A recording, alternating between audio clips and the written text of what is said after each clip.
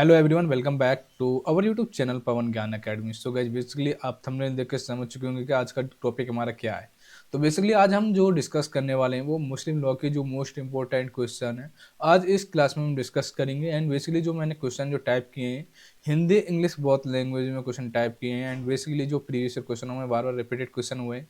And जो बार इस बार आपकी मतलब 2024 2025 AIB 1920 एग्जाम में आने की पॉसिबिलिटी है, उन सारे क्वेश्चनों को आज की इस क्लास में हम डिस्कस करेंगे।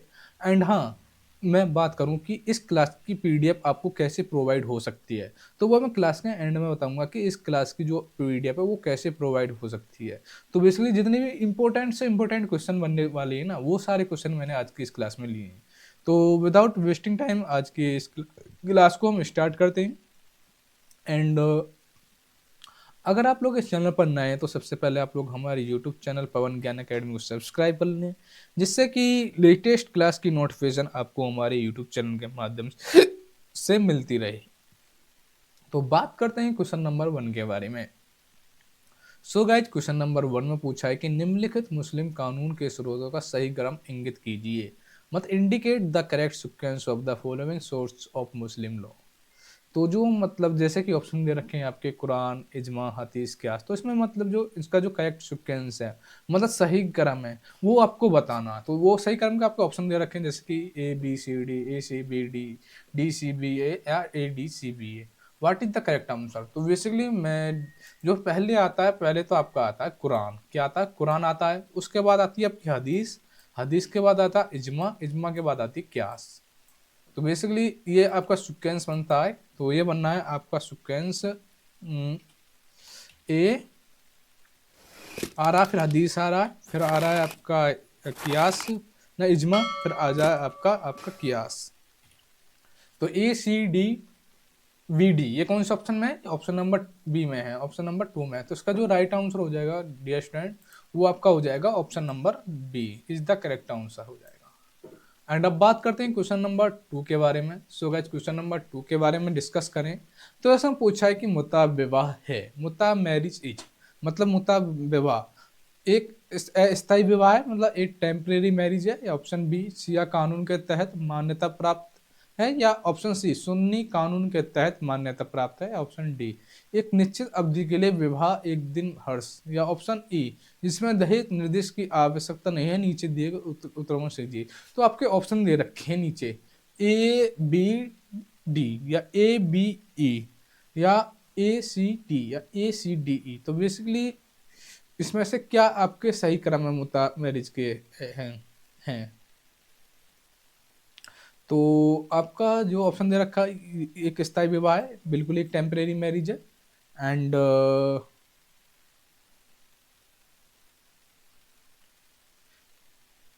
ये शिया कानून तहत मान्यता प्राप्त है, बिल्कुल मान्यता प्राप्त है। सुन्नी के कानून तहत मान्यता प्राप्त तो नहीं है। ये एक निश्चित अवधि के लिए विवाह एक दिन, एक महीना, वर्ष है, मतलब हाँ ये तो एक मतलब वही है, वैलिड मैरिड और फिक्स पीरियड है। और जिसमें तो इसका जो राइट आंसर हो जाएगा, जो बनना है आपका ऑप्शन, वो बनना है डियर स्टूडेंट A, B और डी।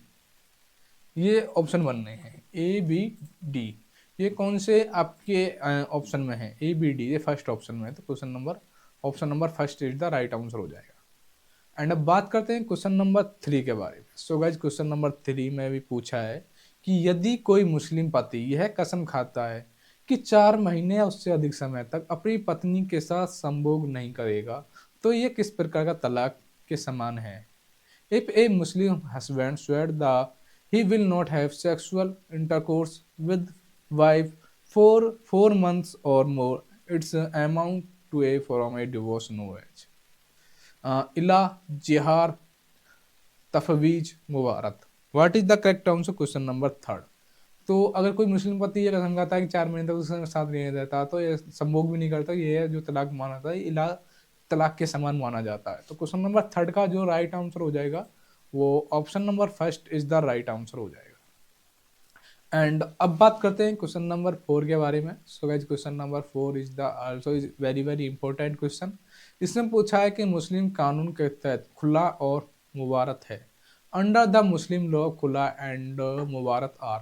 ऑप्शन ए विवाह के स्वरूप, द फॉर्म्स ऑफ मैरिज, या ऑप्शन बी सहमति से विवाह विच्छेद के रूप, या ऑप्शन थर्ड वयस्क होने पर उपहार के अस्वीकरण रूप, या ऑप्शन फोर डी पूर्व ग्रहण की मांग के रूप में। What is the correct answer question number 4? तो बेसिकली जो मुस्लिम विवाह के तहत जो खुला और मुबारक है डियर स्टूडेंट, ये है सहमति से विवाह विच्छेद के रूप। तो क्वेश्चन नंबर 4 का जो राइट आंसर हो जाएगा option number 2, the forms of dissolution of marriage by agreement. And अब बात करते हैं क्वेश्चन नंबर 5 के बारे में। So dear question number 5 also is very very important question. इसमें पूछा है कि निम्नलिखित विधानों को उनके अधिनियमन के काल के व्यवस्थित कीजिए। Arrange the following legislation in the chronological order the their enactment. Option A भारतीय विवाह विच्छेद अधिनियम, Indian divorce act. Option B Parsi विवाह और विवाह विच्छेद अधिनियम। ऑप्शन सी मुस्लिम विवाह विच्छेद अधिनियम। ऑप्शन डी विशेष विवाह अधिनियम। तो मतलब इसमें क्या है कि कानूनिक रूप से व्यवस्थित कीजिए, मतलब एक सीक्वेंस के रूप में, मतलब सही इसको व्यवस्थित करना है। तो आपको नीचे ऑप्शन दे रखे हैं बी ए डी सी, या ए बी सी डी, या ऑप्शन थर्ड में दे रखा सी बी डी है, या ऑप्शन फोर्थ में दे रखा A D B C. What is the correct answer question number 5? तो इसमें जो मतलब करेक्ट सीक्वेंस लगाना है, जो क्रमिक है, क्रम से व्यवस्थित करना है। तो पहले आता है आपका भारतीय विवाह विच्छेद अधिनियम आता है, इंडियन डिवोर्स एक्ट आता है। उसके बाद आता है आपका पारसी विवाह और विवाह विच्छेद अधिनियम आता है, और उसके बाद आता है आपका मुस्लिम विवाह विच्छेद अधिनियम, एंड उसके बाद आता है विशेष विवाह अधिनियम, मतलब स्पेशल मैरिज एक्ट। इसके थ्रू जो मतलब आपका बनना है, पहले ए बनना है, फिर बी बनना है, फिर सी बनना है, फिर डी बनना है। तो ए बी सी डी कौन से ऑप्शन में है? ए बी सी डी तो ऑप्शन नंबर 2 में है, और इसका जो राइट आंसर हो जाएगा क्वेश्चन नंबर 2 का जो राइट आंसर हो जाएगा वो हो जाएगा option number 2 is the right answer. And अब बात करते हैं क्वेश्चन नंबर 6 के बारे में। सो गाइस, जब क्वेश्चन नंबर 6 के बारे में बात करेंगे तो इसमें पूछा है कि मुस्लिम विवाह की अनिवार्य आवश्यकताएं हैं। Accidental requirements of Muslim marriage are. Option A सहमति मतलब कंसेंट, ऑप्शन बी स्वीकार एक्सपेक्टेशन, या ऑप्शन सी सहमति और कबूल दोनों, या ऑप्शन डी या तो इजाब या Kabul. What is the correct answer question number 6? तो मुस्लिम विवाह की जो अनिवार्य आवश्यकता है वो एक्सपेक्टेशन मतलब स्वीकार है। तो क्वेश्चन नंबर 6 का जो राइट आंसर हो जाएगा वो option number B is the right answer हो जाएगा। एंड अब बात करते हैं क्वेश्चन नंबर 7 के बारे में। तो इसमें पूछा है मुस्लिम कानून में मुबारक क्या है? व्हाट इज द मुबारक in a Muslim law? Option A मेहर, option B divorce, option D marriage, option D gift. तो मुस्लिम लॉ में जो मुबारक है वो एक डिवोर्स है, मतलब एक तरीका का तलाक ही है। तो क्वेश्चन नंबर 7 का जो राइट आंसर हो जाएगा वो option number B is the right answer हो जाएगा। कौन सा? Option number B. एंड अब बात करते हैं क्वेश्चन नंबर हम 8 के बारे में। सो गाइस, क्वेश्चन नंबर 8 के बारे में डिस्कशन करेंगे अब। तो इसमें अच्छा पूछा है क्वेश्चन नंबर 8 में, यदि कोई मुसलमान पांचवी पत्नी से विवाह करता है जबकि उसकी पहले से 4 पत्नियां जीवित हैं, तो यह विवाह क्या माना जाएगा? If a Mohammedan marries a fifth wife when a already has 4 wife living in marriage is void या voidable या irregular या आपका valid. What is the correct answer question number 8? तो ऐसा जो विवाह है जिसके जो मुसलमान के 4 पत्नियां हैं और वो पांचवी शादी कर लेता, तो यह जो शादी है इरेगुलर मतलब अनियमित शादी कहलाई जाएगी, इरेगुलर या अनियमित। तो क्वेश्चन नंबर 8 का जो राइट आंसर हो जाएगा वो option number see the right answer हो जाएगा। एंड अब बात करते हैं क्वेश्चन नंबर 9 के बारे में। तो इसमें पूछा है मुस्लिम कानून के तहत यौवन की आयु मानी जाती है under Muslim law puberty is presumed at the age of, मतलब 9 ईयर्स, 12 ईयर्स या 15 ईयर्स या 18 ईयर्स। तो मुस्लिम कानून के तहत यौवन की जो आयु मानी गई है डियर स्टूडेंट, वो मानी गई है 15 साल, 15 वर्ष। तो क्वेश्चन नंबर 9 का जो राइट आंसर हो जाएगा वो option number C is the right answer हो जाएगा। एंड अब बात करते हैं क्वेश्चन नंबर हम 10 के बारे में। So guys, basically question number 10 के बारे में बात करें तो इसमें पूछा है कि मुस्लिम विवाह विच्छेद अधिनियम 1939 के तहत निम्नलिखित में से कौन सा तलाक का आधार नहीं है? Which of the following is not a ground of divorce available under dissolution of Muslim marriage act 1939? Option A में दे रखा है पत्नी का भरण पोषण करने में विफलता, ऑप्शन बी में देखा दे रखा पति का कारावास, या ऑप्शन सी में पति द्वारा अभिचार, या ऑप्शन डी में दे रखा पति का 4 वर्ष का तक अनुपस्थिति रहना। तो बेसिकली जो अ, तलाक का जो आधार नहीं है ना, अडल्ट बाय द हस्बैंड, पति द्वारा अभिचार, ये एक जो है, ये विवाह विच्छेद 19 के तहत तलाक का आधार नहीं है। तो क्वेश्चन नंबर 10 का जो राइट आंसर हो जाएगा option number C is the right answer हो जाएगा।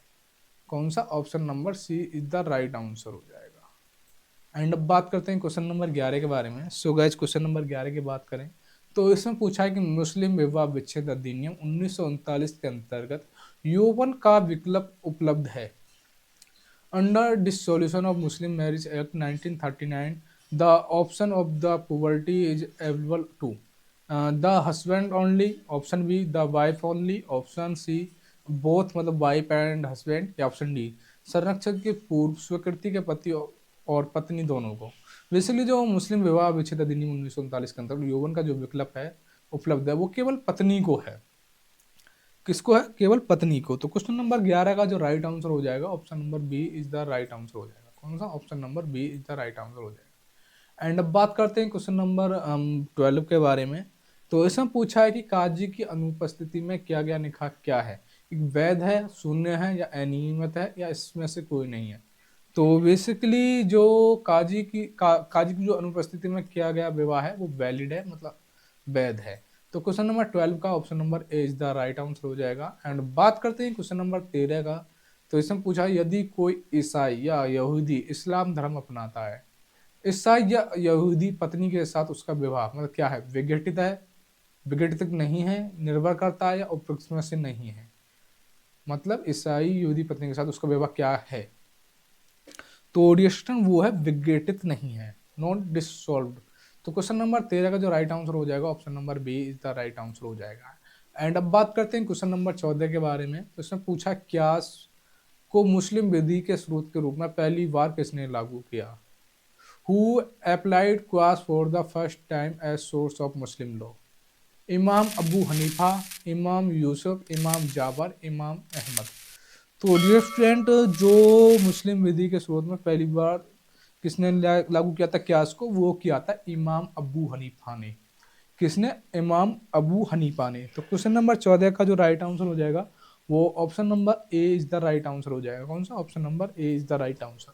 एंड अब बात करते हैं क्वेश्चन नंबर 15 के बारे में। So guys question number 15 is also is very very important question. इसमें पूछा है कि निम्नलिखित में से कौन अब भारत में मुस्लिम कानून का महत्वपूर्ण स्रोत नहीं रहा? Which of the following is not longer an important source of Muslim law in India? इजमा, रूढ़ियाँ और प्रथाएं, सुन्ना है, या न्यायिक निर्णय। तो बेसिकली जो मुस्लिम लॉ में जो महत्वपूर्ण नहीं है इसमें से वो नहीं है आपका इजमा। क्या नहीं है? इजमा। तो क्वेश्चन नंबर 15 का जो राइट आंसर हो जाएगा option number A is the right answer. And अब बात करते हैं क्वेश्चन नंबर हम 16 के बारे में। तो इसमें पूछा है कि निम्नलिखित में से किस मामले में उच्चतम न्यायालय ने यह निर्णय दिया था कि विवाह के समय पर काजी की उपस्थिति मुस्लिम कानून के अधीन आवश्यक नहीं है? तो आपके पास ऑप्शन दे रखे हैं। ऑप्शन ए में दे रखा है काजी मोहम्मद नजमुद्दीन हुसैन वर्सेस आंध्र प्रदेश राज्य। ऑप्शन बी में दे रखा है मोहम्मद यूनिस वर्सेस मुल्की। ऑप्शन सी में दे रखा है शमीम आरा वर्सेस उत्तर प्रदेश राज्य से। ऑप्शन डी में दे रखा है वाई ताहिरा वर्सेस अली हुसैन। तो बेसिकली जो मोहम्मद यूनिस वर्सेस मुल्की जो वाला केस है उसमें कहा गया था कि अगर जो है जो आपका कौन है, हाँ, विवाह के समय काजी की उपस्थिति नहीं है तो यह विवाह भी आपका वैलिड माना जाएगा। इसमें मतलब जो है मतलब उसकी काजी की जरूरत नहीं है। तो वो कौन सा ऑप्शन है? Option number B Mohammed Yunus versus Mulki. And अब बात करते हैं क्वेश्चन नंबर 17 के बारे में। तो इसमें पूछा एक मुस्लिम 4 से ज़्यादा शादियाँ नहीं कर सकता। यदि एक मुसलमान 5वीं शादी करेगा तो ऐसी शादी होगी मतलब क्या होगी? शून्य होगी, वैध होगी, या इरेगुलर में अनियमित होगी? ना तो ए नहीं तो B. What is the correct answer? Question number 17। तो ये शादी आपकी इरेगुलर मतलब अनियमित रहेगी। क्वेश्चन नंबर 17 का option number C is the right answer हो जाएगा। एंड अब बात करते हैं क्वेश्चन नंबर 18 के बारे में। तो इसमें पूछा मुत्ता विवाह को मान्यता मिली है। जो मुत्ता विवाह है इसको मान्यता मिली है हनाफी शाखा में या इतना असरिया शाखा में या मालकी शाखा में या इस्माइलिया शाखा में।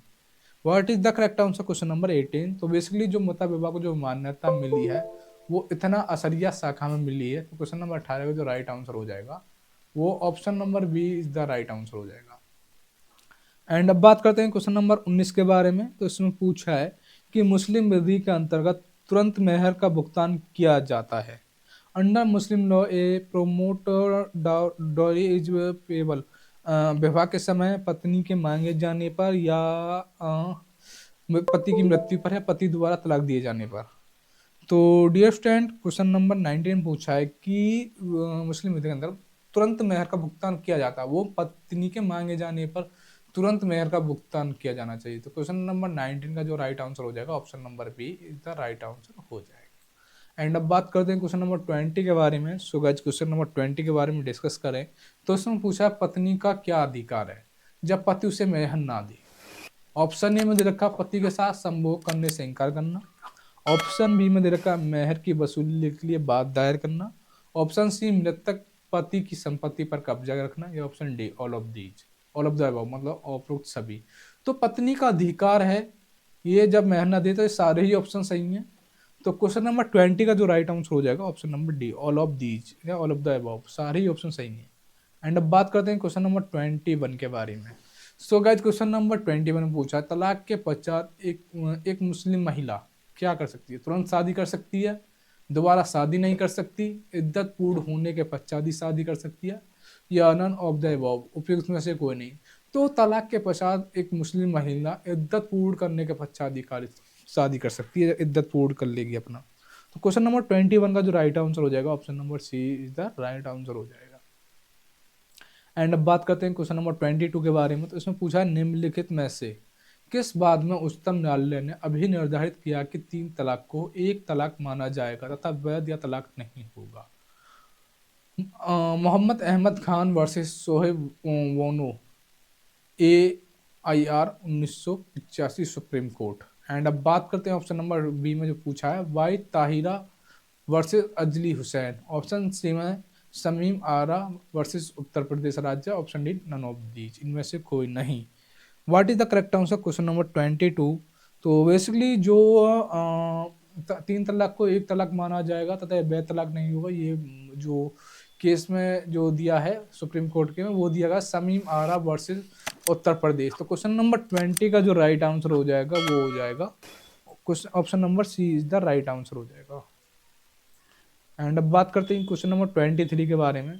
सो गाइज क्वेश्चन नंबर 23 में पूछा है कि निम्नलिखित में से किस एक बाद में अवधारित किया गया है कि केवल ट्रिपल तलाक के मामले में उसी पति से दोबारा शादी के लिए हलाला अनिवार्य है।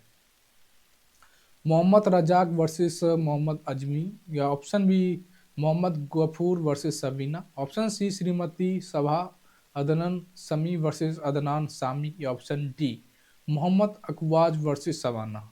What is the correct answer question number 23। तो बेसिकली ट्रिपल तलाक के मामले में उसी पति से दोबारा शादी के लिए हलाला श्रीमती सभा अदनान सामी वर्सेस अदनान सामी में केस में उल्लेखित है।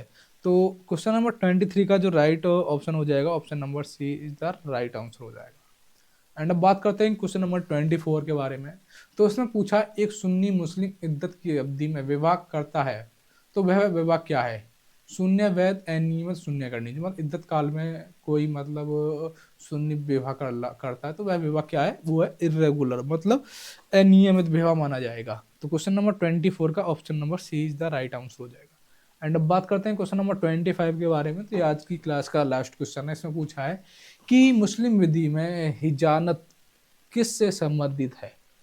बच्चों की माँ की अभिरक्षा में, बच्चों की भाई की अभिरक्षा में, बच्चे पिता की अभिरक्षा में, बच्चा बहन की अभिरक्षा में।